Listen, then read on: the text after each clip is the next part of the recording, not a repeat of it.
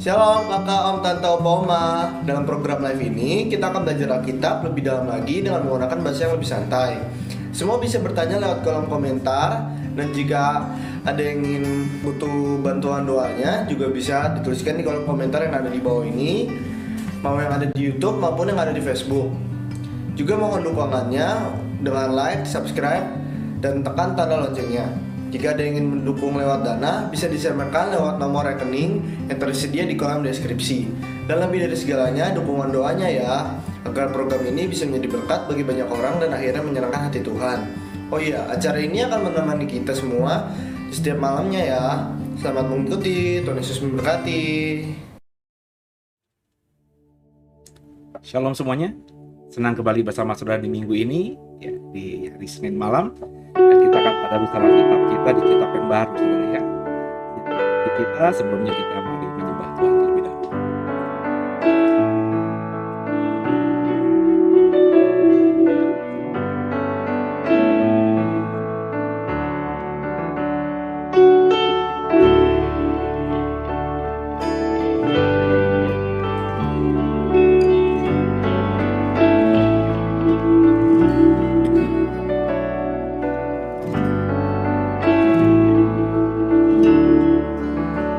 Hear our prayer. We are your children, and we've gathered here today. We've gathered here to pray. Hear our cry. Oh Lord, we need your mercy, and we need your grace today. Hear us as we pray. Our Father, who art in heaven, hallowed be thy name. Our Father,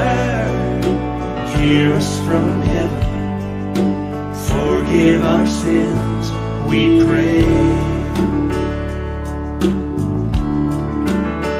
Hear our song as it rises to heaven. May your glory fill the earth as the waters cover the sea. See our hearts and remove anything that's standing in the way of coming to you today. Our Father, who art in heaven, hallowed be thy name. Our Father, hear us from heaven, forgive our sins, we pray. And though we are few, we're surrounded by many who have crossed that river before. And this is the song we'll be singing forever. Holy is the Lord. Holy is the Lord. Holy is the Lord. Holy is the Lord. Let's worship the Lord. Holy is the Lord. Holy is the Lord. Holy is the Lord. Holy is the Lord. Hear our prayer. We are your children, and we've gathered here today. We've gathered here to pray. Hear our cry. Oh Lord, we need your mercy, and we need your grace today. Yes, we do. Hear us as we pray. Sing it, our Father. Our Father, who art in heaven, hallowed be thy name. Our Father, hear us from heaven, forgive our sins, we pray. Our Father, our Father, who art in heaven, hallowed be thy name. Our Father, hear us from heaven, forgive our sins, we pray. Forgive our sins, we pray. Forgive our sins, we pray. Oh yes.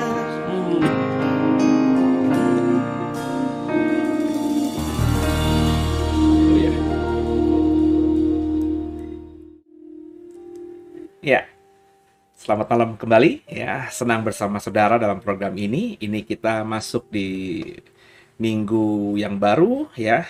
Sebentar lagi kita juga akan lewati bulan September ini. Dan kita sudah selesaikan Wahyu, saudara ya. Nubuat Tuhan di akhir zaman yang kita bisa dapatkan di kitab Wahyu sudah kita selesaikan. Dari pasal 1 sampai pasal 22. Saudara yang baru pertama kali hari ini ya mendapatkan program ini, saudara bisa mengikuti ya tadarusan Alkitab yang sudah kita lakukan berbulan-bulan yang lalu. Ya, ada pertinggalnya di channel ini. Kita coba hitung-hitung kembali ya. Sudah berapa kitab ya? Ada kitab Injil Lukas yang kita sudah selesaikan. Kemudian Kisah Rasul ya, terus Galatia, 1 Korintus, 2 Korintus. kemudian kita masuk dalam Injil Yohanes, terus 1 Yohanes, 2 Yohanes, 3 Yohanes, terus kitab Wahyu ya, ada 10 kitab ya yang sudah kita selesaikan dalam tadarusan sepanjang kita mulai ya, kurang lebih ya 6 bulan lalu kalau tidak salah ya. Saya juga lupa kita kapan mulainya, tapi sudah 10 kitab kita sudah selesaikan. Dan minggu ini coba kita selesaikan 2 kitab ya. Hari ini kita akan ngebahas surat Yudas, dan mulai Selasa besok kita akan ngebahas surat Yakobus. Kemudian kita akan lanjutkan dengan coba memahami perspektifnya Petrus, saudara. Ya, karena dalam tadarusan kemarin saya dalam hal ini yang membawakan program ini sudah coba mengajak kita berpikir dengan perspektif teologianya Paulus ya, dengan Kisah Rasul, Galatia, dan Korintus ya. Tentu masih banyak lagi tulisan Paulus yang lain, kita akan masuk nanti dalam bulan-bulan berikutnya. Tapi bagi saya Galatia dan Korintus sudah sedikit mewakili lah cara pandang pemahaman teologi Paulus. Dan kita juga sudah membaca hampir semua, bahkan semuanya ya, tulisan yang dipercayai ditulis oleh Rasul Yohanes, Injil Yohanes, 1, 2, 3 Yohanes, dan kitab Wahyu. Dan hari ini kita coba belajar dari surat-surat yang diperkirakan oleh saudara-saudara tiri dari Tuhan Yesus Kristus. Yudas, ini yang nulis bukannya Rasul Yudas ya, bukan juga Yudas Iskariot, tapi Yudas yang merupakan saudara Tuhan Yesus Kristus ya. Nanti dalam tadarusan Injil Markus kita akan coba dalami lagi ya, saudara-saudara dari Tuhan Yesus itu. Dan Yakobus juga bukan Rasul Yakobus, tapi dipercaya oleh banyak teolog yang terdahulu tentunya ya. Dan saya hanya mengikuti dan mempercayai pandangan mereka, mengingat argumentasi mereka sangat masuk akal gitu ya. Dan membaca sejarah gereja juga saya memahami, mengerti, dan mengetahui bahwa saudara-saudara tiri Tuhan Yesus ini ketika Yesus sudah naik ke surga, mereka mengambil tempat sebagai pemimpin gereja mula-mula. Dalam hal ini yang paling signifikan ya, memiliki posisi tinggi dalam gereja mula-mula adalah Yakobus ya. Karena Yakobus, kalau kita sudah mengikuti tadarusan Alkitab Kisah Para Rasul ya, terutama pasal 15 di mana ada sidang di Yerusalem ya, sidang konsili pertama yang memutuskan problematika teologi yang ada saat itu, yakni apakah kalau ada orang dari kafir, dari Yunani, dari bangsa-bangsa tak bersunat mau menjadi Kristen harus Yahudi dulu, harus dibaptis proselit dulu, harus disunat dulu, atau nggak perlu gitu, langsung saja dengan iman Kristen barunya gitu ya. Dan ini akhirnya diputuskan oleh rasul-rasul dalam konsili di sidang Yerusalem itu. Dan kalau Bapak Ibu membaca Kisah Rasul pasal 15, yang menyimpulkan dan memutuskan dan mengucapkan kata-kata terakhir yang tercatat dalam Alkitab kita adalah Yakobus. Yakobus di sini adalah Yakobus, saudara dari Tuhan Yesus Kristus ya. Dan kita akan di minggu ini coba memahami pandangan teologi dia, pemahaman iman dia, dan kita jadi kaya gitu, karena dalam tadarusan ini paling sudah saudara sudah memulai pemahaman dengan pengajaran Yesus diwakili oleh Injil Lukas ya. Kemudian juga Paulus dengan Galatia dan Korintusnya, Yohanes dengan Injil Yohanes dan Wahyu dan surat Yohanes, dan kita akan masuk dalam teologi Yudas dan juga Yakobus ya. Dan saya berharap saudara juga semangat.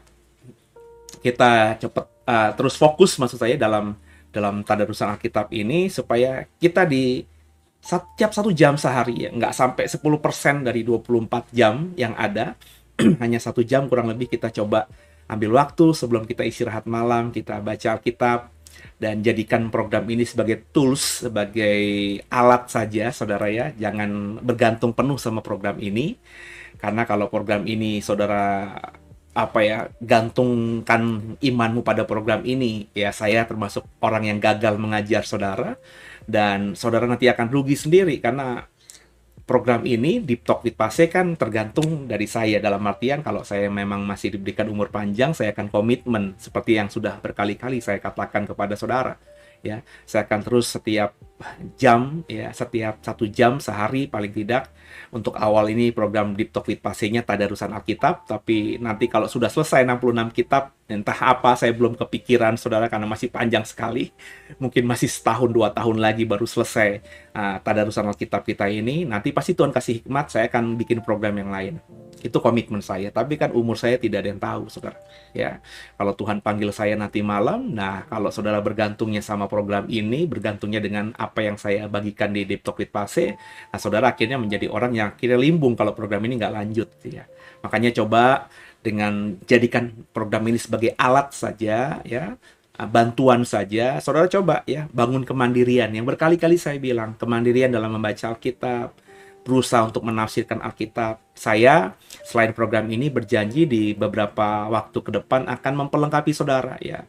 Saya ya, sudah komitmen setiap paling lama 3 bulan sekali akan bikin seminar-seminar yang dibawakan oleh narasumber yang merupakan teolog-teolog ternama di tanah air ini ya. Dari banyak denominasi nanti planningnya begitu ya. Biar saudara juga kaya, tentu yang saya pilih yang saya anggap pengajarannya paling bisa dipertanggungjawabkan, karena saya bertanggung jawab kan, meskipun bukan saya narasumbernya, tapi tamu yang saya undang tentu tamu yang saya trust, saya percaya dengan hidupnya dan pengajarannya gitu saudara ya. Nanti memperkaya saudara. Ke depan juga saya akan bikin program-program misalnya untuk berbagi ilmu tentang bagaimana menafsirkan Alkitab dengan sederhana seperti itu ya, dengan bahasa yang sederhana ya. Terus juga saya akan coba nanti bikin program pemahaman bahasa Yunani dasar, bahasa Ibrani dasar dengan dosen-dosen tentunya yang asik gitu ya, yang bisa mengajar secara online ya.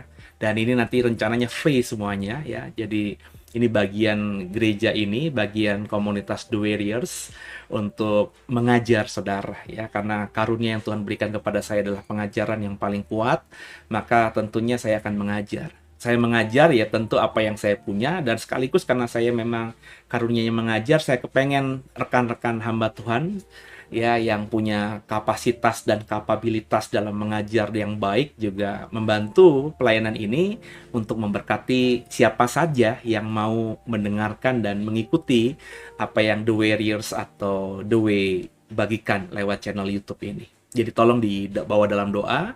Saya nggak peduli saudara dari gereja mana. Kan ada lagunya kan. Ku tak pandang dari gereja mana gitu ya. Yang penting saudara beriman kepada Kristus dan mau belajar, bertumbuh ya. Saudara adalah saudara saya dan saya percaya saya juga kau jadikan saudaramu. Kita saling mendukung dalam doa.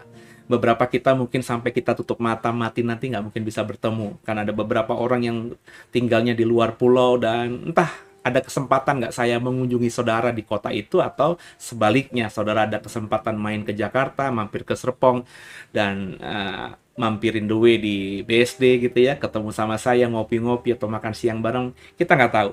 Tapi kalaupun tidak ada kesempatan, saya tetap akan mengasihi saudara dan berharap kasihmu juga atas saya dan pelayanan ini, sehingga one day nanti ya di waktunya Tuhan kita bisa bersama dalam kerajaan surga yang kekal gitu ya saudara ya. Kita saling mendoakan saja ya, jauh saling mengasihi, dan yang paling utama kita saling mendoakan supaya ketika saya lemah didoakan saudara saya kuat. Sebaliknya ketika saudara juga sedang lemah, saya bawa dalam doa, saudara dikuatkan. Makanya jangan ragu, jangan sungkan untuk ceritakan sharing problematika hidupmu yang memang butuh dukungan doa. Ada nomor WhatsApp di dalam link ini ya, di layar ini juga ada ya, paling bawah itu. Bisa saudara WhatsApp, hanya via WhatsApp saja ya, tidak via call, via WhatsApp. Apa yang saudara gumuli nanti akan sampai ke saya ya. Kemudian nanti saya, kalau memang harus saya akan menghubungi saudara dan mendoakan saudara. Tapi paling tidak kalau saudara menceritakan pergumulan saudara, pokok doa saudara akan kami bawa. Saya akan bawa itu ke tim doa kami yang setiap Sabtu pagi berkumpul dalam channel Zoom ya, untuk mengadakan doa subuh, dan itu akan jadi pokok doa mereka dalam doa sehari-hari mereka sebagai pendoa syafaat, dan dalam sebagai korporat gitu ya, doa syafaat bersama di Sabtu akan dibawa juga dalam doa ya. Jadi itu bagian The Way melayani doa bagi siapapun yang memang rindu didoakan. Kalau saudara tidak ada pergumulan, nggak ada salahnya saudara tolong di live chat atau di kolom komentar ya. Uh, Sapa saya lah, sapa siapapun yang ada di program ini, shalom gitu ya. Namanya saudara kan akan muncul gitu. Dan berharap sungguh sih nama nama YouTube saudara itu ya nama pribadi gitu ya, sehingga saya bisa mendoakan saudara ya. Jadi yang namanya nama pribadi kayak ada Pak Ken, Pak Heri, Pak Heru ya, Pak Hari ya, ada Bu Silvana ya, ada Bu Grace gitu ya. Nah, itu kan nama-nama yang sudah sering menyapa di live chat. Jadi karena sering saya baca, setiap saya program ini saya baca, maka itu terekam gitu. Saya termasuk orang yang lambat atau lemah dalam menghafal nama, saudara. Saya memang kelemahan saya di situ ya. Tapi kalau setiap hari, setiap malam saya baca gitu ya, kan itu otomatis terekam gitu ya. Jadi dalam doa saya secara sadar nggak sadar ya, pasti saya akan sebutkan itu ya, karena terekam di dalam otak saya gitu ya. Apalagi kalau saudara memang butuh didoakan khusus ya, pasti akan saya bawa dalam doa. Gitu ya saudara ya. Dan sebelum kita mulai, kita tundukkan kepala, kita doa. Mengucap syukur Tuhan, malam hari ini kami sudah diberkati. Di Senin malam ini kami mau lanjutkan kitab Yudas atau surat Yudas, dan bicara kepada kami agar dalam tadarusan Alkitab surat Yudas ini kami semua diberkati. Haleluya. Amin. Siapkan Alkitab kita ya saudara ya. Tuhan, ini tugas kami, beri keberanian bagi kami. Iya, ada bantuan di depan ya. Surat Yudas hanya satu pasal, ayatnya sekitar 20-an begitu saudara ya. Semoga kita bisa selesaikan di malam hari ini. Ya, kita sama-sama ya, kita baca surat Yudas pasal pertama, ya memang cuma satu pasal, dan kita baca apa yang dikatakan di dalam surat Yudas ini. Ya. Salam dari Yudas, hamba Yesus Kristus, dan saudara Yakobus, kepada mereka yang terpanggil, yang dikasih dalam Allah Bapa, dan yang dipelihara untuk Yesus Kristus. Rahmat, damai sejahtera, dan kasih kiranya melimpahi kamu. Seperti saya sering jelaskan, bahwa tipikal orang zaman dulu dalam dunia perjanjian baru ketika nulis surat, itu selalu ada salam, dan salam pembuka dan salam penutup. Biasanya begitu.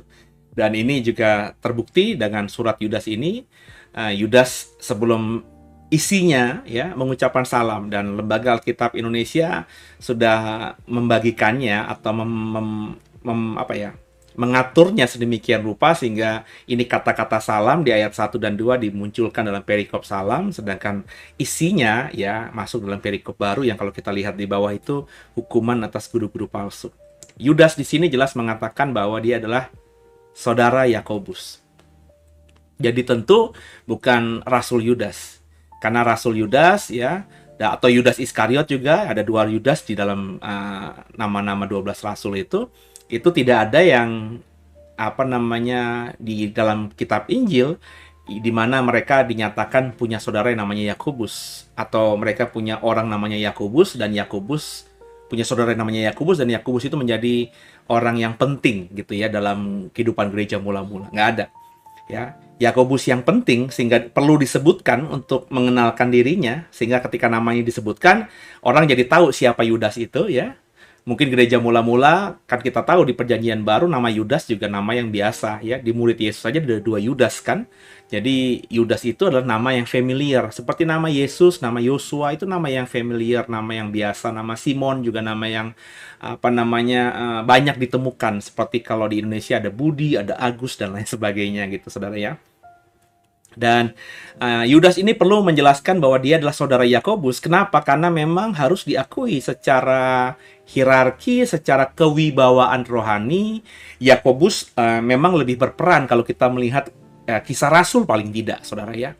Karena di situ Yakobus disebut berkali-kali, ya dijelaskan juga kalau kita sudah mengikuti surat Yakobus, dan Bapak Ibu sudah pernah membaca surat-surat Paulus, golongan Yakobus itu disebutkan berkali-kali.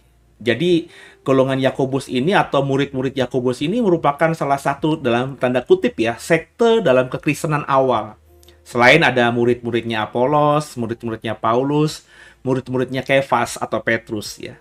Nah, kalau kita tahu kan Petrus itu rasul Tuhan yang terutama, Paulus juga rasul Tuhan yang hebat, Apolos itu juga pengkhotbah muda atau guru muda yang luar biasa punya pengetahuan hebat, dan Yakobus disetarakan dengan mereka, berarti kan memang ini pilar dari gereja mula-mula gitu ya. Maka Yudas penting menyebutkan nama saudaranya ini karena bisa jadi banyak orang di luar sana yang belum mengenal dia, ya siapa dia. Dia menyebutkan dia saudaranya Yakobus. Ketika disebutkan itu, maka orang tahu bahwa dia berarti juga adalah saudara tiri dari Tuhan Yesus Kristus. Nah, tentu suratnya akan menjadi signifikan. Kalau Yudas ini Yudas nobody ya, bukan siapa-siapa, saya nggak yakin dia ada dalam kitab Injil ini. Tapi karena dia adalah saudara dari Yakobus, saudara tiri juga dari Tuhan Yesus, maka surat ini meskipun pendek ada dalam Alkitab kita. Dan menariknya di ayat 1 dia berkata dia adalah hamba Yesus Kristus, budak Yesus Kristus, doulos Yesus Kristus ya. Dia tidak mengatakan dari Yudas saudara Tuhan Yesus. Dia benar-benar memposisikan dirinya rendah banget ya. Dia adalah hamba Yesus Kristus yang notabene dia adalah adiknya kan?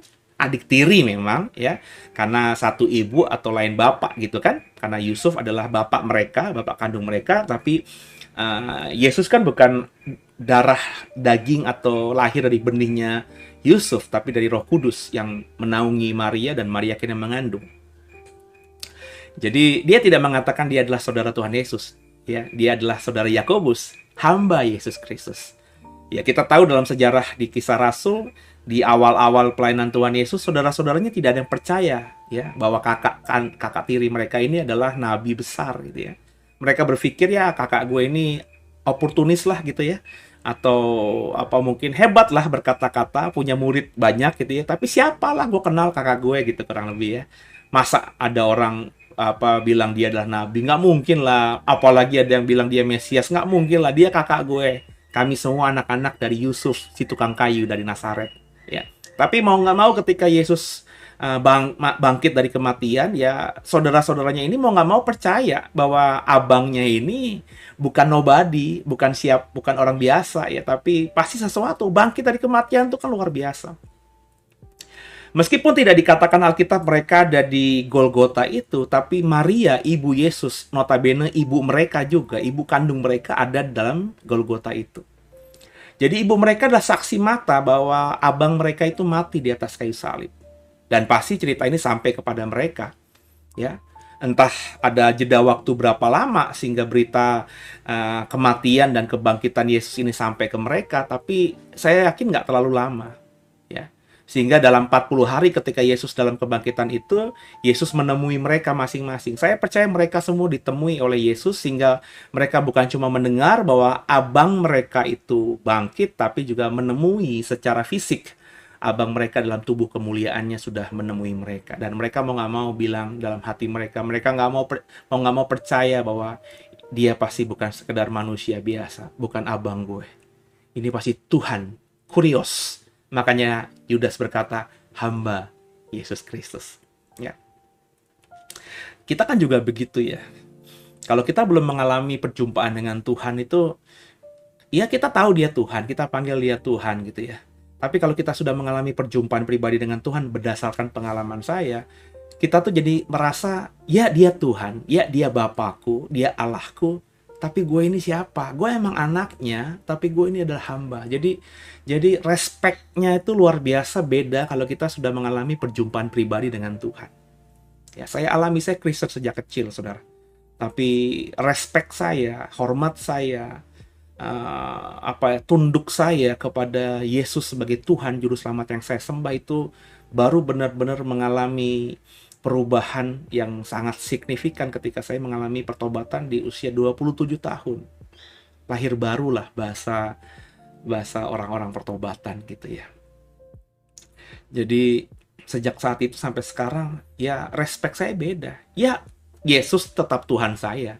Tapi bagaimana saya menempatkan diri, bagaimana saya memposisikan diri, bagaimana saya membawa hidup ini, tubuh ini untuk menyelesaikan hari demi hari, minggu demi minggu, bulan demi bulan, tahun demi tahun, apalagi melayani Tuhan itu, ya, itu dengan sikap hormat yang sangat respect, sangat tinggi, ya. Saya berpikir panjang untuk melakukan banyak hal, saudara, ya. Karena saya tahu bahwa hidup saya bukan lagi milik saya, tapi milik Tuhan. Nah, kalau sudah mengalami perjumpaan pribadi seperti layaknya Yudas ini, meskipun dia bisa mengklaim, aku kan adiknya dia, tapi dia tidak pernah memposisikan sebagai adiknya. Ketika dia tahu bahwa abangnya ini sudah bangkit, apalagi dia juga tahu abangnya ini naik ke surga dengan awan-awan kemuliaan itu, ya. Jadi sikapnya langsung berubah, ya, respeknya kepada Yesus langsung berubah. Saya berharap saudara, makanya dalam tadarusan Alkitab ini, terutama ketika kita ngebahas kisah Rasul, saudara, saya mengajak kita semua untuk mengalami perjumpaan pribadi dengan Tuhan. Ya, itu diminta, saudara. Ya, diarahkan hidup kita untuk mengalami perjumpaan pribadi. Ya, firman Tuhan katakan, minta maka diberi, ketuk maka dibukakan. Bapa mana beri batu ketika anaknya minta roti. Maka mintalah agar Tuhan menjamah saudara, Tuhan bertemu dengan saudara.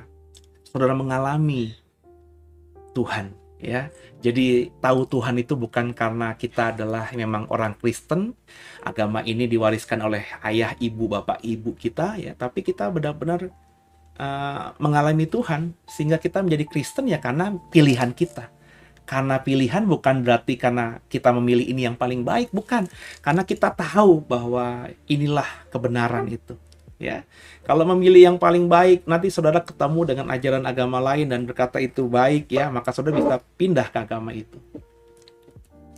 Ya, saya nggak terlalu pakar lah, nggak terlalu paham lah dengan ajaran agama lain. Tapi paling tidak saya belajar ketika di STT, ya, agama-agama lain, buku-buku agama-agama lain itu saya miliki, saudara. Ya, ada bahkan buku-buku tafsir mereka, saya sempat memilikinya, ya. Saya membaca, ada baiknya juga, ada hal yang baik juga yang diajarkan oleh agama-agama lain itu, tapi tidak mempengaruhi iman saya, saudara. Ya, saya respect dengan agama-agama lain itu. Ya, kalau ada orang lain, saudara saya, ya, satu darah, ya, ada sepupu saya banyak, saudara, yang beragama Buddha, beragama Konghucu, beragama Muslim, ya, banyak. Saya respect. Mereka baik-baik juga, ya. Saya pernah belajar agama mereka juga, ada yang baik di situ, tapi nggak merubah pemahaman iman saya. Ya, kenapa? Karena saya bukan mengukur agama Kristen itu agama yang baik atau paling baik, gitu ya. Tapi saya mengalami Tuhan di sini. Ya, saya mengalami perjumpaan dengan Tuhan yang menciptakan langit dan bumi lewat iman Kristen saya. Maka sejak saat itu saya berkata, ya Yesus, Tuhan Juru Selamat, Kaulah pemilik hidup saya. Maka apapun hebatnya nanti ajaran-ajaran agama lain, ya, kan apalagi dunia digital ini membuat kita bisa nonton ceramah-ceramah agama lain, ya. Saya tadi bilang di hari Minggu, ya, saya sering mendengarkan, saudara, respect gitu dengan ulama Muslim yang namanya Quraisy Shihab, ya. Ya. Cara dia bertutur kata, ilmunya dia itu bagi saya luar biasa. Saya kagum, ya. Saya sering mendengarkan, ya, kalau bicara sama anaknya Naswa Shihab ada di channel YouTube-nya gitu, ya. Saya sering nonton, saya sering dengerin gitu, ya. Tapi sekagum-kagumnya saya dengan beliau, ya, dengan kata-kata yang manis, kata-kata yang sederhana namun dalam tentang apa yang dia imani. Hanya sekedar respect saja, saudara. Ya. Ya, ada kepikiran, Tuhan, gue kepengen jadi pendeta yang bijaksananya seperti dia ini loh, gitu loh, ya.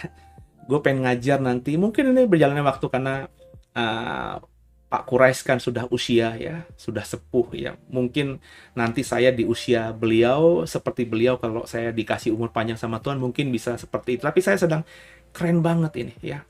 Cara dia memandang imannya, cara dia menilai, ya, orang lain yang beragama beda, itu bagi saya luar biasa. Dan bagi saya itulah iman Kristen juga. Kasihilah musuhmu.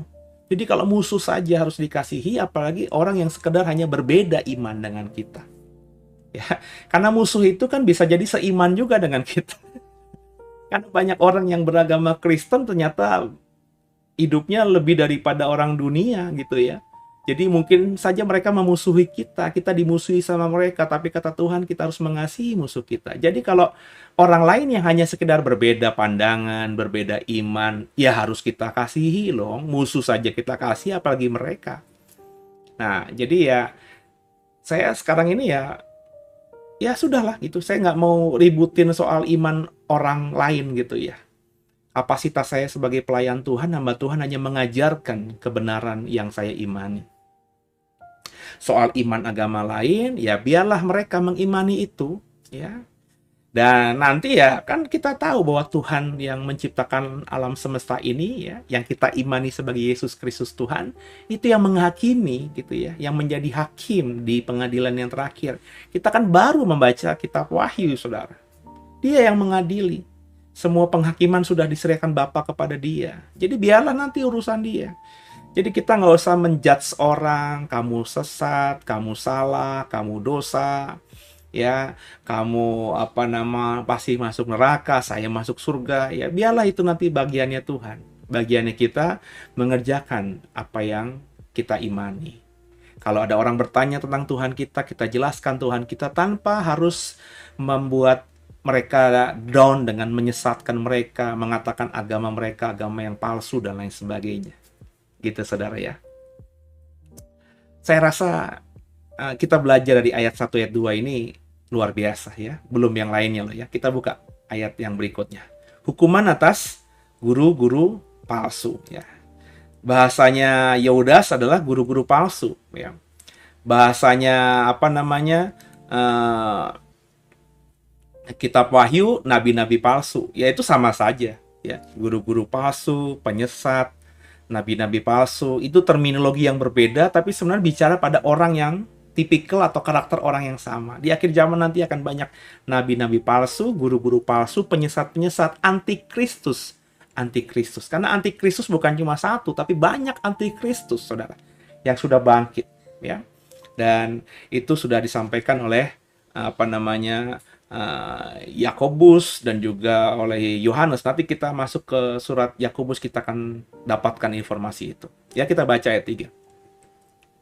Saudara-saudaraku yang kekasih, sementara aku bersungguh-sungguh berusaha menulis kepada kamu tentang keselamatan kita bersama, aku merasa terdorong untuk menulis ini kepada kamu dan menasihati kamu supaya kamu tetap berjuang untuk mempertahankan iman yang telah disampaikan kepada semua orang-orang kudus. Jadi, kurang lebih Yudas ingin membangkitkan iman orang-orang Kristen saat itu untuk terus berjuang mempertahankan iman yang telah mereka terima dari orang-orang kudus. Orang-orang kudus ini adalah sebuah terminologi yang menunjuk atau merujuk pada para rasul atau pemimpin gereja zaman itu. Ya, rasul-rasul lah, saudara ya. Jadi kamu harus terus berjuang mempertahankan iman yang sudah disampaikan oleh para rasul. Kamu sudah Kristen, kamu sudah jadi orang percaya, maka pertahankan itu. Ya, zaman dulu aja sudah ada problematika ya mempertahankan iman ini, apalagi di akhir zaman ini. Dan itu berat, saudara. Kalau sekedar cuma bilang yang penting aku tetap Kristen, itu mudah. Tapi ketika kita berkata saya tetap Kristen dan seluruh aspek hidup saya, pikiran saya, pekerjaan saya, apapun yang saya lakukan itu benar-benar dalam koridor iman Kristen, itu yang susah, saudara. Itu yang berat, saudara. Berapa banyak orang bilang saya Kristen tapi berbisnisnya nggak Kristen. Pola pikirnya nggak Kristen. Otaknya masih mamon aja. Terikat dengan mamon begitu rupa. Dengan uang. Ya. Itu kan apakah artinya dia seorang Kristen sejati? Enggak. Ya. Agamanya Kristen, tapi hidup kesehariannya itu belum mencerminkan karakter Kristus. Ya gitu ya. Makanya kita harus pertahankan. Kalau belum sampai di situ, perjuangkan ya dengan membuat iman kita ini bertumbuh. Dan pertumbuhan iman itu kalau dibaca di Alkitab hanya dari mendengarkan firman Kristus. Program seperti ini, baca Alkitab sendiri, dengerin khotbah pendeta-pendeta atau siapapun yang mengkhotbahkan firman Tuhan, itu salah satu tools, cara bisa membuat iman kita bertumbuh. Gitu ya saudara ya. Lanjut ayat 4. Sebab ternyata ada orang tertentu yang telah masuk menyelusup di tengah-tengah kamu, yaitu orang-orang yang telah lama ditentukan untuk dihukum. Mereka adalah orang-orang fasik yang menyalahgunakan kasih karunia Allah kita untuk melampiaskan hawa nafsu mereka, dan yang menyangkal satu-satunya penguasa Tuhan kita, Yesus Kristus. Jadi sejak gereja mula-mula sudah banyak orang yang menyelusup di tengah-tengah orang-orang Kristen. Tampilan mereka domba tapi serigala, kurang lebih begitu. Mereka ini sudah ditentukan untuk dihukum. Orang-orang ini memang bukan orang-orang pilihan Tuhan. Mereka memang sudah menjadi milik iblis, milik Satan, dan Satan iblis menggunakan mereka untuk menyelusup di tengah-tengah kita, kawanan domba-dombanya Tuhan. Untuk apa? Untuk menyesatkan. Dengan cara apa? Ya tadi, menyalahgunakan kasih karunia, ya. Mengajarkan sesuatu yang kurang tepat, ya. Menggocoh iman sesama orang Kristen supaya goyang, melampiaskan hawa nafsu. Hawa nafsu ini bukan nafsu seksual semata, saudara, tapi banyak hal, ya. Ada orang masuk ke tengah komunitas Kristen, tapi ketika sharing apapun yang dibicarakan itu uang, berkat, itu kan menyusup, menceritakan hawa nafsu. Saya selalu berkata bukan nggak penting uang, bukan nggak penting itu kekayaan. Kalau kita mau memberkati orang, bagaimana caranya kalau kita nggak punya uang? Ya, ada banyak cara sekarang ini. Saya baru dengar dari istri saya, ada orang yang mau memberkati orang itu meminta uang dari orang. Ini aneh bagi saya, ya. Kalau mau memberkati orang, ya berkati aja dengan apa yang dia punya gitu. Bukan bilang begini sama orang, saya mau memberkati orang nih, yuk mau nggak dukung dengan uang. Ini aneh bagi saya. Apalagi ini person to person gitu, saudara, ya. Kalau itu institusi, ya kayak lembaga amal, ya, atau gereja mau bikin misalnya acara berbagi di panti asuhan, ya. Gereja sudah siapkan dananya, terus mengajak jemaat yang mau terbeban juga supaya mereka diberkati. Karena memberkati kan akan diberkati. Itu oke gitu ya. Karena kalau gereja kan bukan 1-2 individu, tapi satu kelompok yang kayaknya usahanya atau pelayanannya bisa dipertanggungjawabkan karena lebih terbuka. Tapi kalau pribadi lepas pribadi mah aneh ya. Ya, seumur-umur saya nggak pernah gitu, saudara, ya. Saya mau memberkati orang secara pribadi ya. Terus saya bilang, yuk mau bantu saya nggak? Enggak. Ya. Yang ada saya pernah bersaksi, saudara, saya itu dulu pengen ke Kalimantan, ke Papua, mimpinya ke situ karena nggak pernah kepikiran mau jadi hamba Tuhan di Jakarta, mengingat banyaknya pendeta di Jakarta, ya. Di Jakarta itu pendeta banyak banget gitu ya. Jadi saya nggak kepikiran untuk ada tempat buat saya pelayanan di Jakarta. Maka saya bermimpi habis selesai sekolah saya mau melayani Tuhan di Kalimantan, di Papua, merintis lah gitu. Ya. Tapi Tuhan izinkan saya di Jakarta. Nah, karena saya punya mimpi seperti itu, ya saya sering berbagi. Karena berkat sebagai hamba Tuhan di Jakarta, saat itu saya diberikan kesempatan Tuhan melayani di sebuah gereja yang besar. Secara income pendapatan, saya lumayan diberkati. Ada banyak spare lah gitu. Maka berkat yang banyak itu ya saya sisihkan untuk mensupport hamba-hamba Tuhan, ya. Ada hamba Tuhan di pelosok Jawa, Kalimantan, Sumatera, ya, Nusa Tenggara, ya. Yang saya tahu dari teman-teman saya, ya. Terus saya tahu juga mereka butuhnya apa, ya saya komitmen setiap bulan nabur berapa untuk pelayanan mereka. Dan itu saya ceritakan, ya, bukan untuk kesombongan, tapi saya tahu dulu ketika saya jadi pengkhotbah di gereja besar itu banyak orang kaya yang mungkin bingung, ya, bagaimana harus menyalurkan berkat itu. Ya. Ketika saya berbagi seperti itu, ada 1-2 yang menghubungi saya. Pak, saya mau nitip berkat untuk Bapak salurkan ke pendeta-pendeta itu. Saya ngomong, ya di atas ya, tidak di atas tidak. Saya bilang, Pak, Bu, jangan ke saya. Kalau Bapak Ibu mau, saya kasih nomor teleponnya. Saya kasih alamatnya. Bapak Ibu hubungi sendiri, nomor rekeningnya pun saya sudah punya. Salurkan sendiri ya, gitu ya. Maka saya tanya, mereka kira-kira mau mensupport berapa hamba Tuhan? Kalau bisa sih komitmen ya Bapak Ibu. Jadi kalau nggak komitmen ya dibilang ke saya. Jadi kalau berkatnya hanya sekali aja, terus bulan-bulan berikutnya ya kasih tahu saya kalau sudah tidak lagi, supaya saya bisa support lagi. Karena ini hamba Tuhan yang memang membutuhkan gitu. Oh ya, saya siap, saya janji paling tidak setahun dulu ya Pak, kita setiap bulan komitmen untuk mensupport hamba-hamba Tuhan itu. Berapa orang Bu? Pak, oh ada sekian, ada 3, ada yang 5. Oke, saya cari namanya, alamatnya, nomor teleponnya, nomor rekeningnya. Silahkan ini dihubungi langsung dan salurkan langsung. Ya, kalau saya begitu saudara ya. Tapi memang ada beberapa yang, Pak saya nggak mau ribet Pak, saya nggak mau diketahuin Pak, lewat Pak Seno aja. Ya kalau memang sudah seperti itu ya saya bertanggung jawab untuk menyalurkan itu. Tapi di awal-awalnya saya selalu mengatakan seperti itu. Ya belum lama ini kan saya membuat sebuah kelas bekerja sama dengan STT Sangkakala untuk mensupport hamba-hamba Tuhan di pedalaman Kalimantan, Sulawesi, ya terus juga Sumatera untuk belajar STH ya, program sarjana teologi ya. Ada beberapa hamba Tuhan yang ingin memberkati, mensupport ya. Terus saya bilang mau dibagikan langsung ya, saya kasih nama-namanya. Pak, saya nggak mau Pak ribet nanti Pak saya menghubungi mereka, udah saya lewat Bapak aja. Nah ketika lewat saya saja ya saya bertanggung jawab. Tapi ketika mereka mau mensupport, saya selalu awalnya saya kasih namanya ya. Hubungi langsung, berkati langsung aja ya. Jangan via saya gitu ya. Ada yang mau seperti itu, tapi kebanyakan mereka menyerahkan kepada kami. Dan kalau begini jujur kan ini berat tanggung jawabnya. Ya. Dan akhirnya ya saya kelola dengan baik supaya hamba-hamba Tuhan itu akhirnya bisa sekolah. Dan puji Tuhan hampir sekitar 15-an mereka, 15-an orang dari seluruh sekitar 50-60-an mahasiswa kita yang sepanjang setahun ke depan ini ya sudah tidak perlu bayar apa-apa lagi karena sudah disupport ya full oleh hamba Tuhan ya yang mau membantu pelayanan memberkati mereka. Jadi belajarlah kita memberkati dengan apa yang kita punya. Ya.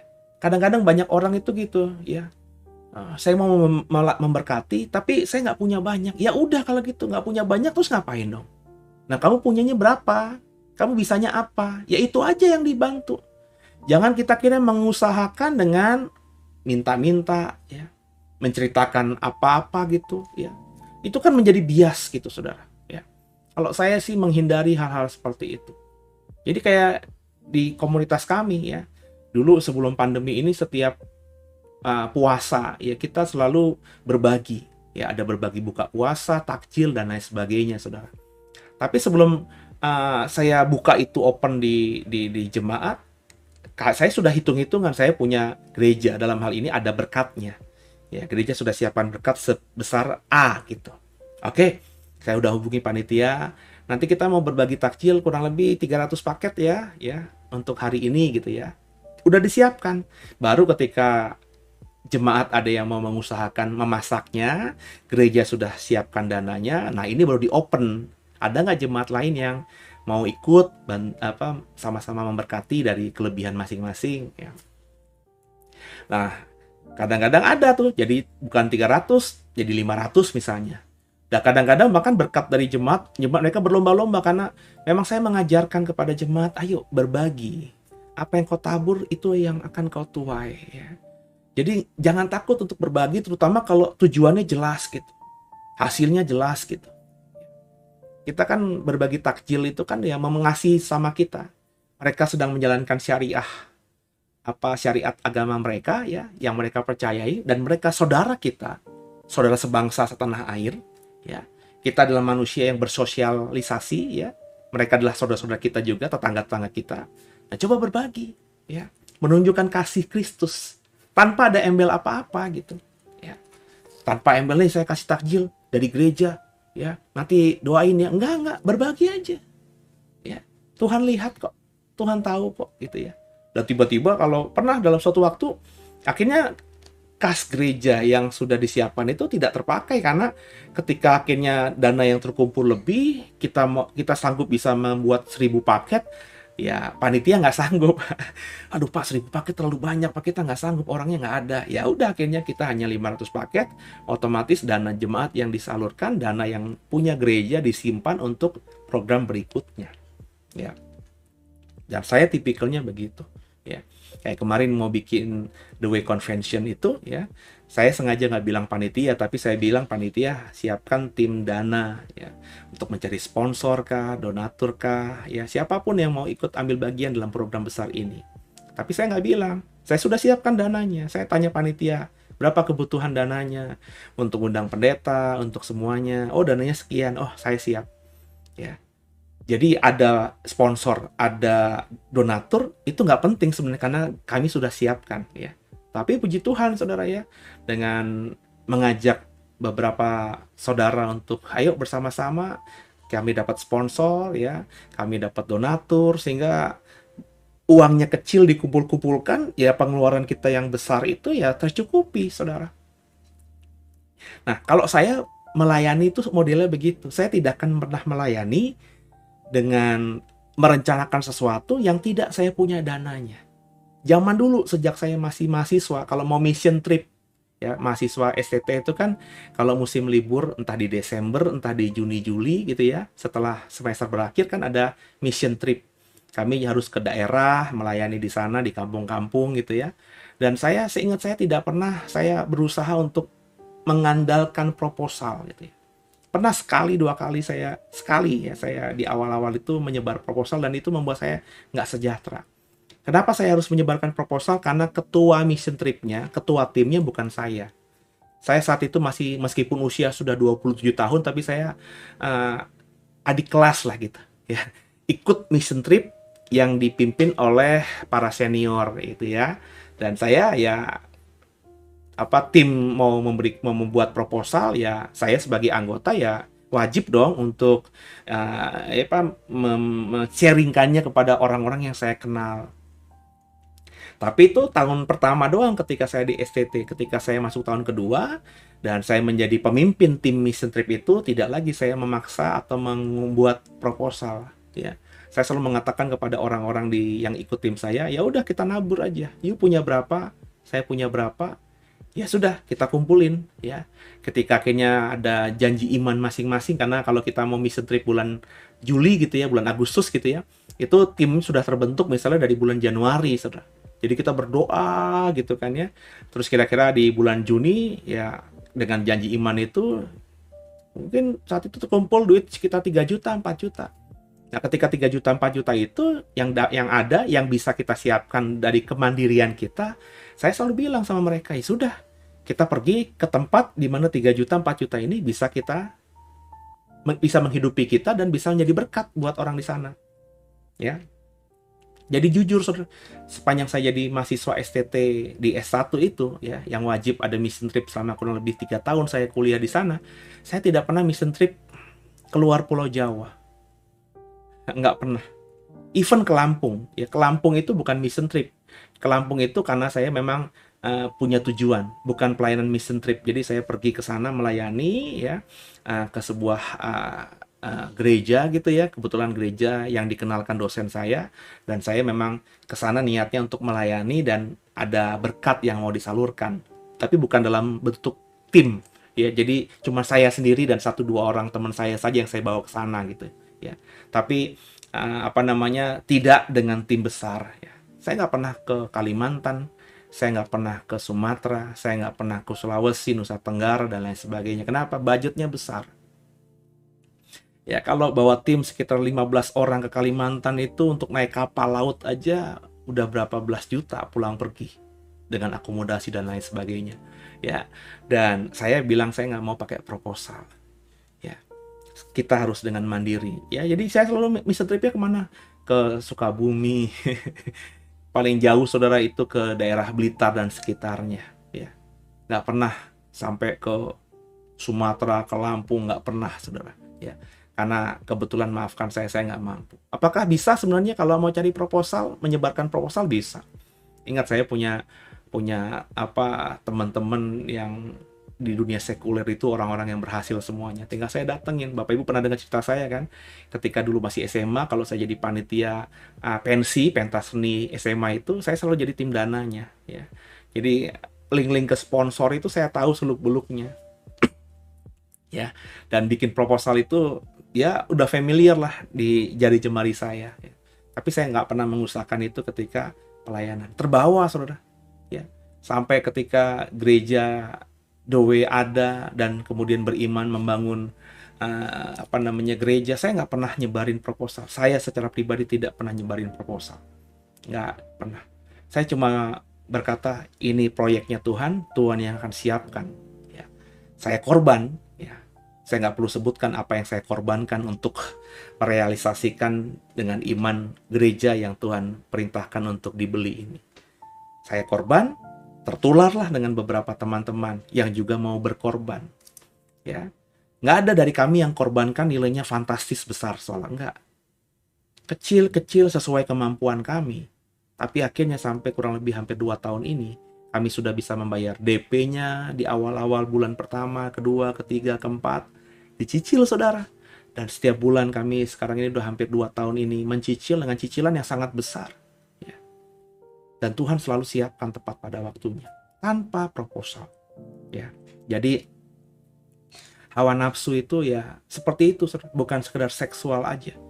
Dan itu sudah ada ya di gereja mula-mula. Ya saudara ya, coba kita lanjutkan lagi. Ayat yang berikutnya, ayat yang kelima. Tapi sekalipun kamu telah mengetahui semuanya itu dan tidak meragukannya lagi, aku ingin mengingatkan kamu bahwa memang Tuhan menyelamatkan umatnya dari tanah Mesir, namun sekali lagi membinasakan mereka yang tidak percaya. Ya, Tuhan memang menyelamatkan, tapi juga membinasakan bagi orang yang tidak percaya. Itu seperti khotbah saya tadi pagi hari Minggu, ya kemarin pagi hari Minggu, saudara. Kita harus bertanggung jawab atas diri kita sendiri. Di Yeskiel 18 jelas sekali, saudara. Kalau kita tadinya hidupnya benar, terus kita berpaling dari Tuhan, kita melanggar perintah Tuhan, kita akan mati. Mau sebagus apapun masa lalu kita. Sebaliknya, masa lalu kita seburuk apapun, tapi kalau kita bertobat kepada Tuhan dan hidup kemudian sampai kita mati menjalankan perintahnya, maka kita akan diberkati Tuhan. Kita akan hidup. Yudas ingin mengingatkan lagi kepada orang Kristen, ya, dulu umatnya Tuhan diselamatkan dari Mesir, tapi Tuhan juga membinasakan mereka yang tidak percaya. Hampir semuanya kecuali 2 orang, Yosua dan Kaleb. Orang-orang yang keluar dari Mesir itu, yang selamat dan masuk ke tanah perjanjian hanya Yosua dan Kaleb. Jutaan semuanya mati. Yang masuk bersama Yosua dan Kaleb itu adalah orang-orang yang lahir di padang gurun, saudara. Yang usianya nggak lebih dari 40 tahun. Yang tua cuma Yosua dan Kaleb. Saudara bayangin, ya, semuanya Tuhan binasakan di padang gurun karena mereka tidak percaya kepada Tuhan. Ayat 6. Dan bahwa ia menahan malaikat-malaikat yang tidak taat pada batas-batas kekuasaan mereka, tapi yang meninggalkan tempat kediaman mereka dengan belenggu abadi di dunia kekelaman sampai penghakiman pada hari Tuhan. Sama seperti Sodom dan Gomora dan kota-kota sekitarnya, yang dengan cara yang sama melakukan percabulan dan mengejar kepuasan-kepuasan yang tak wajar, telah menanggung siksaan api kekal sebagai peringatan kepada semua orang. Nah, ini kemudian dihubungkan dengan malaikat-malaikat. Yudas mengatakan, ya, ada malaikat-malaikat yang tidak taat. Dan akhirnya apa? Ya, mereka ditahan. Tuhan menahan malaikat-malaikat ini yang melanggar batas-batas kekuasaan mereka. Ya. Jadi malaikat jelas di sini, ya. Ada pemberontakan di surga. Dikatakan kemudian, saudara, ya, banyak juga malaikat-malaikat yang meninggalkan tempat kediaman mereka dengan belenggu abadi dalam dunia kekelaman. Meninggalkan tempat kediaman mereka, ya. Meninggalkan hakikat mereka, itu lebih tepatnya. Ya, bukan kediaman. Apa malaikat punya kediaman? Kan tidak, saudara. Ya, kalau dikatakan dia kediaman mereka surga, ya bisa saja, tapi kan bukan itu maksudnya. Tapi intinya mereka meninggalkan hakikat mereka. Hakikat mereka itu apa? Hakikat malaikat itu roh. Tidak kawin, mengawinkan. Benar kan, saudara? Nah, rupanya ada malaikat yang meninggalkan hakikat mereka sebagai makhluk roh yang tidak kawin mengawinkan. Maka dihubungkan di ayat 7 tadi. Seperti Sodom dan Gomora dan kota-kota sekitarnya yang dengan cara yang sama melakukan percabulan dan mengejar kepuasan yang tak wajar. Peristiwa Lot kan kita tahu. Ada 2 malak Yahweh, ada 2 malaikat Tuhan yang mau menjemput Lot, tapi ketika masuk kota Sodom itu mereka mau digagahi oleh semua laki-laki, semua pria-pria dari yang tua sampai yang muda. Ini percabulan, ya, hubungan seksual yang tidak wajar, ya, mengejar kepuasan yang tak wajar. Jadi malaikat-malaikat ini menanggalkan hakikat mereka, yakni menanggalkan jati diri mereka sebagai makhluk roh yang tidak kawin mengawinkan, karena berhasrat tadi, memiliki hasrat untuk memuaskan kepuasan yang tak wajar. Seperti Sodom dan Gomora melakukan percabulan. Ini yang saya tafsirkan, saudara. Bahwa ada malaikat-malaikat yang kemudian kawin mengawinkan dengan anak-anak perempuan manusia yang cantik-cantik, dihubungkan dengan Kejadian pasal 6. Ya. itu tafsiran. Sekali lagi, banyak orang yang mendebat ini, ya. Banyak orang yang tidak sama pandangan tafsirannya dengan saya, ya monggo silahkan. Kan kita sudah dewasa, namanya tafsiran ya bisa beda-beda. Ini tafsiran saya. Ya, makanya ada ada raksasa-raksasa ya di dalam Kejadian pasal 6 itu ya akibat ini ya. Akibat ada makhluk roh yang notabene malaikat yang meninggalkan hakikatnya, tempat kediamannya ya, sebagai makhluk roh yang tidak kawin mengawinkan untuk mengejar kepuasan yang tak wajar, percabulan seperti Sodom dan Gomora. Jadi mereka ya entah menjadi manusia atau mereka mengambil raga manusia atau mereka mengambil tubuh-tubuh manusia yang tadinya sudah mati, mereka masuki roh mereka ke dalam tubuh ini dan lewat tubuh ini mereka meniduri, mengawinkan, bahasa Alkitab terjemahan LAI, perempuan-perempuan manusia yang cantik-cantik itu. Sehingga lahirlah raksasa-raksasa ya.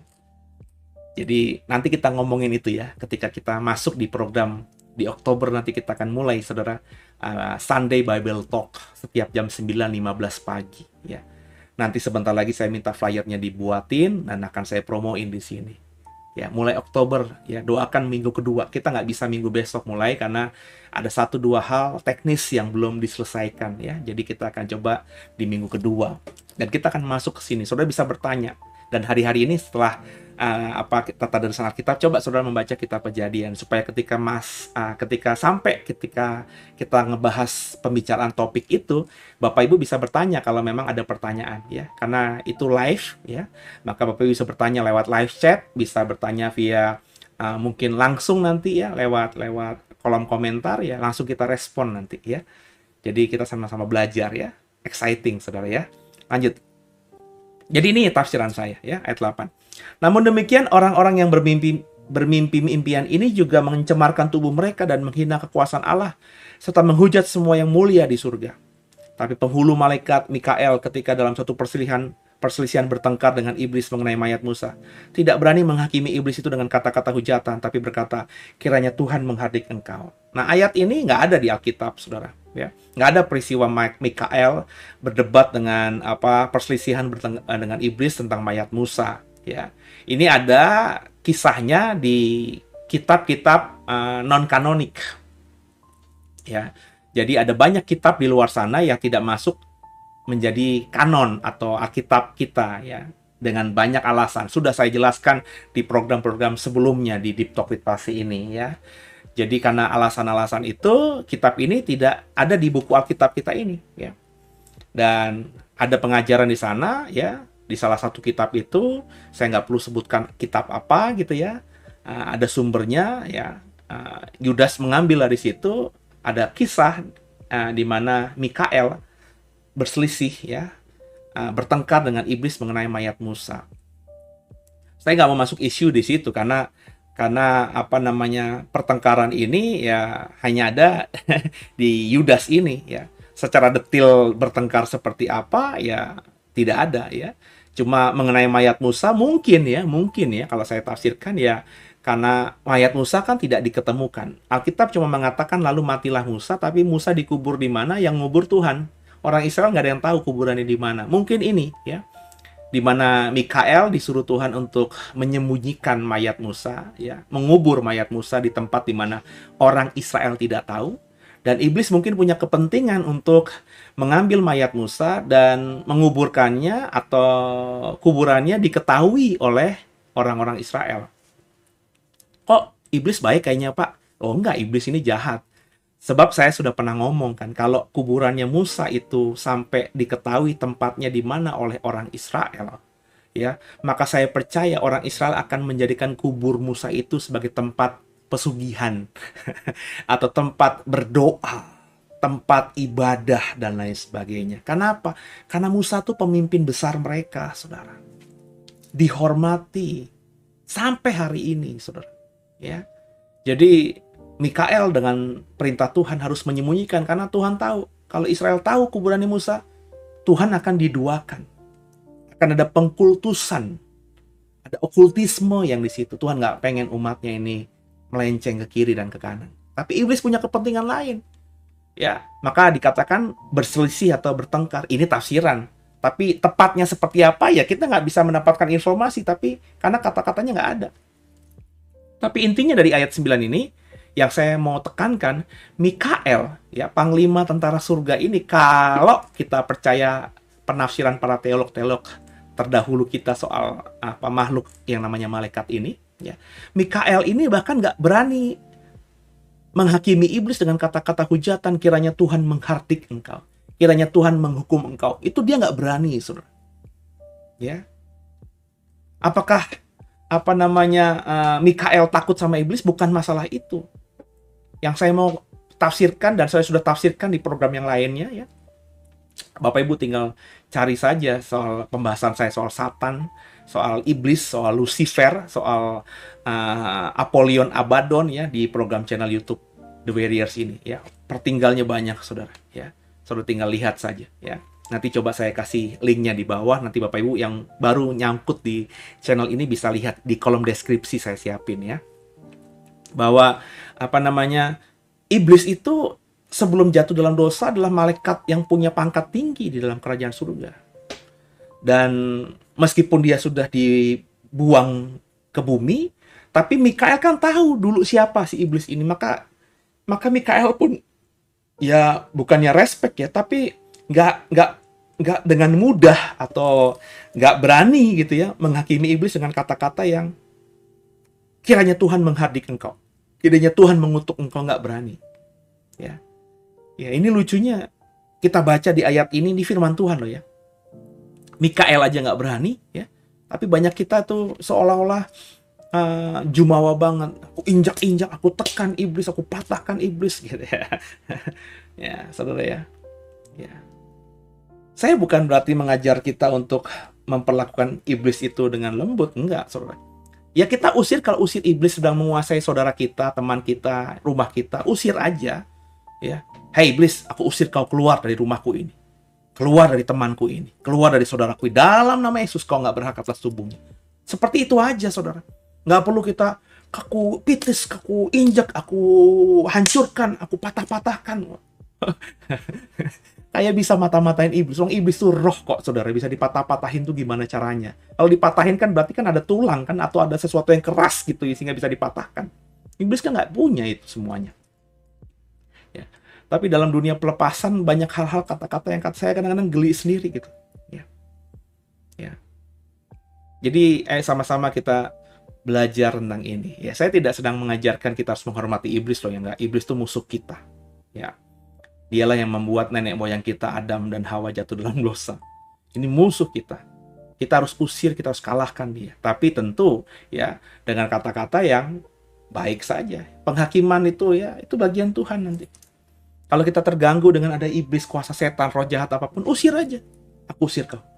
Ini tempatku. Ini adalah mesbah doaku. Rumahku ini adalah mesbah doaku. Shekinah glorinya Tuhan Yesus Kristus ada di sini. Dalam nama Tuhan Yesus. Yang bukan dari Roh Kudus, yang bukan dari sorga, yang bukan dari Tuhan Yesus. Kalau kau ada di rumahku ini, aku usir keluar. Nggak berkuasa, nggak boleh tinggal di sini. Hanya malaikat, hanya yang dari surga saja yang kuizinkan menguasai seisi rumahku ini. Menguasai rumahku, kediamanku ini. Malaikat Tuhan, kumohon, jaga, lindungi rumahku dengan pedang berapi. Selesai. Ya. Selesai. Kalau bagi saya, kalau kau punya iman yang benar, kata-kata itu akan membuat iblis keluar. Saya percaya, saudara. Ya, saya percaya itu. Lanjut ya, saudara ya. Ayat 10. Akan tapi mereka menghujat segala sesuatu yang tidak mereka ketahui, dan justru apa yang mereka ketahui dengan nalurinya seperti binatang yang tak berakal, itulah yang mengakibatkan kebinasaan mereka. Ya. Jadi ada hal-hal yang blunder yang sering dilakukan oleh banyak orang Kristen, kata Yudas ya kalau kita baca ayat 11. Celakalah mereka karena mereka mengikuti jalan yang ditebuk Kain, dan karena mereka oleh sebab upah menceburkan diri dalam kesesatan Bileam, dan mereka binasa karena kedurhakaan seperti Korah ya. Ada disebutkan Kain di situ ya, yang karena iri hati ya membunuh adiknya. Ada kesesatan Bileam yang kita sudah pelajari kalau Bapak Ibu ikuti tadarusan Alkitab kita ini atau khotbah-khotbah saya di hari Minggu. Ya, Bileam itu akhirnya bukan nabi palsu awalnya, tapi dia tergoda dengan iblis, tergoda dengan uang, maksud saya, maafkan, oleh Mamon, sehingga akhirnya dia mengajarkan orang-orang Aram, orang-orang Moab gitu saudara ya, untuk menyesatkan Israel dengan menawarkan anak-anak perempuan mereka yang cantik supaya dikawini oleh laki-laki Israel, sehingga mereka beribadah kepada Allah yang lain, bukan Allah Abraham, Ishak, dan Yakub. Kita juga diajarkan mengenai Korah, diingatkan oleh Yudas. Korah itu siapa? Korah adalah pemimpin yang memberontak kepada Musa, ya, yang akhirnya ditelan oleh bumi hidup-hidup. Gempa bumi terbelah, Korah dan pasukannya jatuh dan menutup mereka dengan tanah sehingga mereka mati hidup-hidup. Ya. Jadi ini semua adalah hal-hal yang sudah diingatkan Yudas akan terjadi terhadap kita. Ya. Iri hati, keterikatan terhadap uang, ya, sehingga kalau udah terikat sama uang tuh logika nggak jalan, saudara. Saya udah mengalami banyak hal, ya, pribadi dulu di masa lalu dan juga banyak orang yang saya layani, saudara, rekan-rekan saya, sahabat-sahabat saya, saudara-saudara saya, yang karena uang itu naluri logikanya nggak jalan, terikat gitu loh, ya. Juga dengan Korah, ya, yang tidak menghargai otoritas. Sudah tahu Musa adalah hamba Tuhan, dia berani lagi memberontak kepada Musa. Yang notabene kalau memberontak kepada Musa berarti memberontak kepada Tuhan. Dan akhirnya binasa semuanya. Ya, lanjut ayat 12. Mereka inilah noda dalam perjamuan kasih-Mu, ya, di mana mereka tidak malu-malu melahap dan hanya mementingkan dirinya sendiri. Mereka bagikan awan yang tak berair, yang berlalu ditiup angin. Mereka bagikan pohon-pohon yang dalam musim gugur tidak menghasilkan buah. Pohon-pohon yang terbantun dengan akar-akarnya dan yang mati sama sekali. Mereka bagikan ombak laut yang ganas, yang membuihkan keaiban mereka sendiri. Mereka bagikan bintang-bintang yang baginya telah tersedia tempat di dunia kekelaman untuk selama-lamanya. Juga tentang mereka, Henokh, keturunan ketujuh dari Adam, telah bernubuat, katanya. Sesungguhnya Tuhan datang dengan beribu-ribu orang kudusnya, hendak menghakimi semua orang dan menjatuhkan hukuman atas orang-orang fasik, karena semua perbuatan fasik yang mereka lakukan, dan karena semua kata-kata nista yang diucapkan orang-orang yang berdosa, yang fasik itu kepada Tuhan. Kembali lagi, Yudas mengutip sesuatu yang bukan dari kitab kanon. Karena nggak ada dalam kitab Perjanjian Lama, khotbah atau nubuatan dari Henokh ini. Henokh ini kan adalah orang keturunan ketujuh dari Adam yang naik ke surga, yang diselamatkan Tuhan di zaman sebelum air bah. Kejadian pasal 5 kalau tidak salah, saudara. Ya kan? Jadi ini nggak ada dalam kitab kanonik yang ada di buku Alkitab kita, tapi ini ada di kitab-kitab di luar kanonik, ya, terutama khususnya kitab Henokh. Jadi Yudas memakai kitab Henokh ini, ya. Kewibawaan kitab Henokh itu rupanya dipercaya oleh Yudas sebagai kebenaran. Dan ketika Yudas tulis ini, ya mau nggak mau kita akhirnya mempercayai ini juga sebagai kebenaran. Meskipun kitabnya secara utuh tidak masuk dalam Alkitab kita ini, tapi faktanya Yudas mengutip ini dan ada di Alkitab kita ini. Jadi itu kenapa saya bilang, saudara, Bapak Ibu, kalau nanti sudah baca Kejadian sampai Wahyu gitu ya, sudah baca utuh, udah ikutin tadarusan kita, 66 kitab sudah kita selesaikan. Bapak Ibu kalau mau membaca misalnya kitab Makabe, kitab Tobit, kitab Henokh, silahkan loh ya. Silahkan loh ya. Tapi problemnya itu, saudara, kenapa saya nggak menyarankan saudara untuk membaca kitab-kitab di luar kanonik ini? Karena banyak orang itu baca Kejadian sampai Wahyu aja belum. Ini kitab suci kita, Alkitab kita belum dibaca utuh. Udah baca yang lain-lainnya. Sehingga akhirnya apa? Loh, kalau dasar kebenarannya aja kita belum dapatkan, kita bicara kitab-kitab lainnya, kita kan distorsi kan, kita kan rusak kan, tercemar gitu. Karena dipengaruhi hal-hal yang bukan firman Tuhan, ya. Tidak kita imani sebagai firman Tuhan, karena firman Tuhan kan Alkitab. Tapi kalau saudara sudah baca Kejadian sampai Wahyu, ya, apalagi sudah berulang-ulang, sudah pahamlah dasar iman Kristen gitu seperti apa. Saudara baca kitab-kitab lain, nggak akan berpengaruh buat saudara. Beneran deh, saudara, ya. Seperti saya bilang tadi di awal, ya, saya sudah mengimani sungguh Yesus Kristus Tuhan. Jadi kalau dengerin ceramah agamanya Pak Quraisy Shihab sekalipun ya, atau almarhum Jainuddin MZ yang dulu, saudara ya, saya cuma senyum-senyum aja kalau pas lucu gitu ya. Kadang-kadang juga, oh iya bener juga, dia orang ngomong bener juga gitu ya. Tapi nggak mempengaruhi iman saya sama sekali. Nggak ada gitu kepikiran saya akan tinggalkan Tuhan. Enggak, karena saya sudah kuat di sini. Ya, yang lain saya dengarkan ya cuma menambah aja ya. Kadang-kadang ada hal yang benar ketika mereka mengimplementasikan khotbah mereka dalam realitas sehari-hari. Contoh-contoh yang mereka bagikan itu masuk akal gitu loh. Kan bisa saya pakai juga itu ya. Dan saya tidak anti dengan hal-hal seperti itu ya. Saya kagum dengan kisah saudara-saudara kita yang tergabung dalam Buddha Suci ya, dengan aktivitas sosial mereka yang luar biasa. Itu nggak membuat saya akhirnya mau menjadi seperti mereka imannya, enggak. Saya sudah kuat ya. Saya sering melihat di YouTube, saudara, bagaimana orang-orang yang beragama lain yang menolong sesamanya, yang membuat hati ini terenyuh.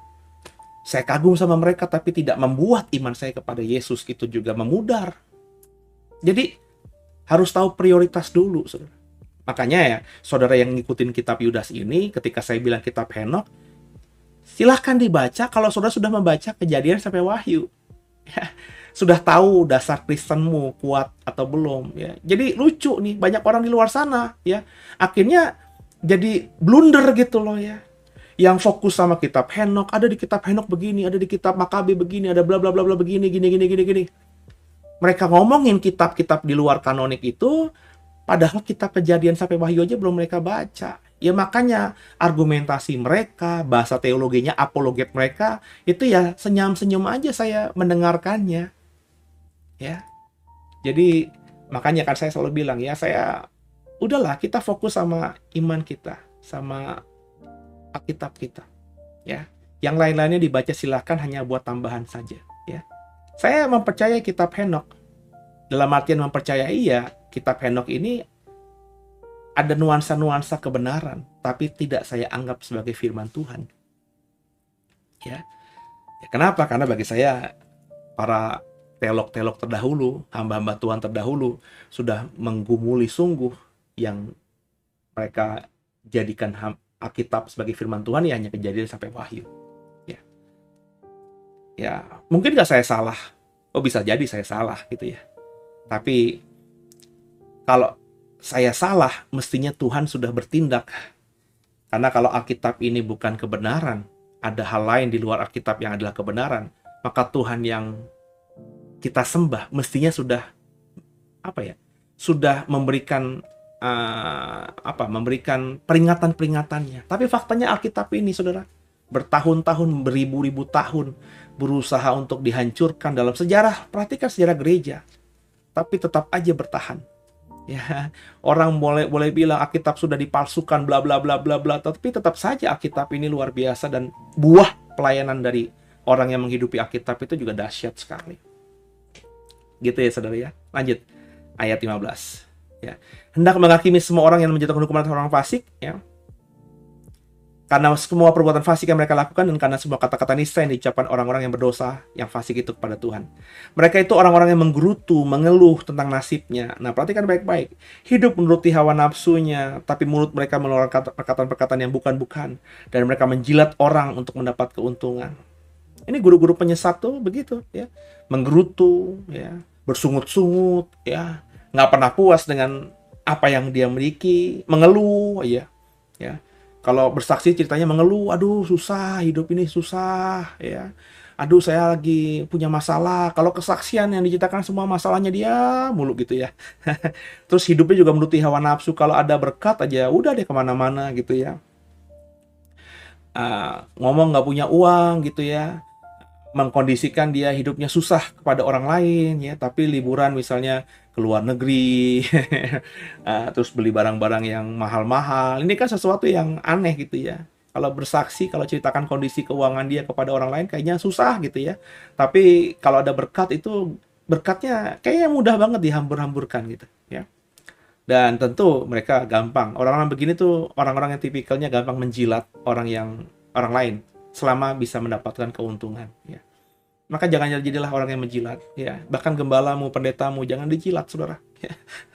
Jadi udahlah, ya. Saya udah bilang, perlakukan saya kalau kau anggap saya pendeta dan gembalamu, ya, dengan biasa aja gitu. Nggak usah kayak memposisikan dirimu itu rendah dan saya itu spesial gitu. Ya, nggak ada gunanya ya menjilat orang. Ya, lanjut. Nasihat-nasihat untuk meneguhkan iman. Ayat 17. Coba saya lihat berapa menit ini udah. Udah 58, sebentar lagi. Oke, saudara ya, lanjut ya. Tetapi kamu, saudara-saudaraku yang kekasih, ingatlah akan apa yang dahulu telah dikatakan kepada kamu oleh rasul-rasul Tuhan kita, Yesus Kristus. Sebab mereka telah mengatakan kepada kamu, menjelang akhir zaman akan tampil pengejek-pengejek yang akan hidup menuruti hawa nafsu kefasikan mereka. Akan banyak nabi-nabi palsu, guru-guru palsu. Hati-hati, hati-hati. Paling benar, saudara minta sama Tuhan, roh yang bisa membedakan roh. Penting itu, ya. Supaya kau tahu, ya, mana yang sedang mengkadalimu, mengangkangimu, memanipulasimu, sehingga akhirnya iman kita berbelok, ya. Ayat 19. Mereka adalah pemecah belah yang dikuasai hanya oleh keinginan-keinginan duniawi ini dan yang hidup tanpa Roh Kudus. Akan tetapi kamu, saudara-saudaraku yang kekasih, bangunlah dirimu sendiri di atas dasar imanmu yang paling suci dan berdoalah dalam Roh Kudus. Peliharalah dirimu demikian dalam kasih Allah sambil menantikan rahmat Tuhan kita Yesus Kristus untuk hidup yang kekal. Tunjukkanlah belas kasihan kepada mereka yang ragu-ragu. Selamatkanlah mereka dengan jalan merampas mereka dari api. Tapi tunjukkanlah belas kasihanmu yang disertai ketakutan kepada orang-orang lain juga. Bencilah pakaian mereka yang dicemarkan oleh keinginan-keinginan dosa. Nah, ini apa yang diajarkan Yudas ini sudah berkali-kali kita temukan dalam bahasanya Paulus agak berbeda, bahasanya Yohanes agak berbeda. Ya, jadi kita harus firm dengan iman kita, dengan kasih kita, dengan kepercayaan kita kepada Yesus Kristus. Orang yang firm dengan imannya kepada Yesus itu akan mengekspresikan belas kasihan kepada orang lain. Ya. Ya. Akan ada kerinduan gitu untuk menyelamatkan orang lain, menasehati orang lain. Jadi kalau kau tahu ada saudaramu, ada sahabatmu, ada rekanmu yang hidupnya kayaknya menyimpang, saudara, kalau benar-benar kau percaya kepada Tuhan, mestinya ada hati untuk menyelamatkan mereka, menarik mereka dari api. Ya. Juga kita harus memposisikan diri dengan benar. Alkitab katakan tadi di ayat yang terakhir, bencilah pakaian mereka, ya, tapi selamatkan mereka dari api. Intinya dalam bahasa sederhana yang seringkali kita lihat atau kita dengar dalam bahasa khotbah, yang dibenci itu adalah perbuatan dosanya, tapi jangan benci orang berdosanya. Kalau sudah membenci orang berdosanya, kita tidak akan bisa bersentuhan dengan mereka karena kita sudah membenci mereka. Lah, kalau kita benci, siapa yang menyelamatkan mereka? Mereka tahu kebenaran dari mana. Yang dibenci itu perbuatan dosa mereka. Makanya saya sekarang ini sama orang yang bahkan maafkan saya ya, yang kawin cerai. Saya benci kawin cerainya, tapi orang-orangnya saya mengasihi. Ya. Saya membenci dengan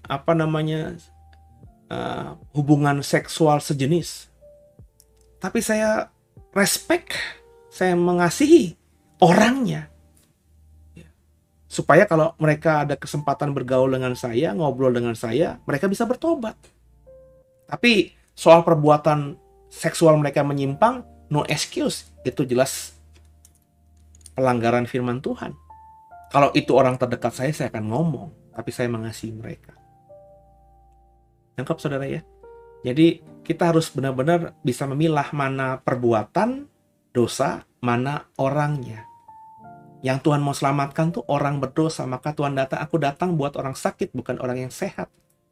Hanya orang sakit yang membutuhkan tabib, bukan orang sehat. Itu ya saudara ya. Penutup. Salam penutup. Bagi Dia yang berkuasa menjaga supaya jangan kamu tersandung, dan yang membawa kamu dengan tak bernoda dan penuh kegembiraan di dalam kemuliaannya. Allah yang Esa, Juru Selamat kita oleh Yesus Kristus Tuhan kita. Bagi Dia adalah kemuliaan, kebesaran, kekuatan, kuasa sebelum segala abad dan sekarang dan sampai selama-lamanya. Amin. Hanya 25 ayat surat Yudas ini dan selesai. Ya. Dan kita membaca kerendah hatian Yudas dalam hal ini. Ketika dia memposisikan kepada dirinya di hadapan Yesus, ya. dan juga hati dia untuk mengingatkan jemaat Kristen mula-mula akan banyaknya penyusup-penyusup yang masuk.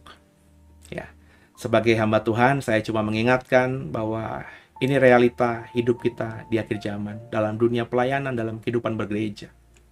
Ya, hati-hati, waspada, berjaga-jaga. Ya, jangan sampai kau sudah ngikuti tadarusan, sudah banyak diingatkan dari Yohanes, dari Paulus, sekarang dari Yudas tentang adanya kemunculan penyesat-penyesat, tapi kita tetap tidak abaikan peringatan itu, dan akhirnya kita terhisap dalam penyesatan mereka. Ya, maka doa agar punya roh yang bisa membedakan roh, doa juga agar punya komunitas yang baik gitu. Ya, percayalah saudara, pergaulan yang buruk itu bisa merusakkan yang baik. Sebaliknya, pergaulan dengan orang-orang yang baik dan benar akan membuat kita yang tadinya brengsek sekalipun bisa menjadi baik dan benar gitu saudara. Ya, orang-orang terdekat kita itu bisa jadi alat Tuhan untuk membuat kita semakin indah di matanya. Besi menajamkan besi, manusia menajamkan sesamanya. Haleluya. Banggaku punya Bapa sepertimu, yang tak pernah meninggalkanku. Oke, ya sudah lebih dari 1 jam dan senang bersama saudara di hari Senin ini. Kita tundukkan kepala kita doa. Makasih Tuhan buat malam hari ini. Kami sudah selesaikan tadarusan surat Yudas kami, dan kami percaya bahwa Yesus Kristus adalah Tuhan Juru Selamat kami. Mohon agar dosa kami diampuni, dan ke dalam tangan-Mu lah kami serahkan tubuh, jiwa, dan roh kami. Haleluya, terpujilah nama Tuhan. Amin.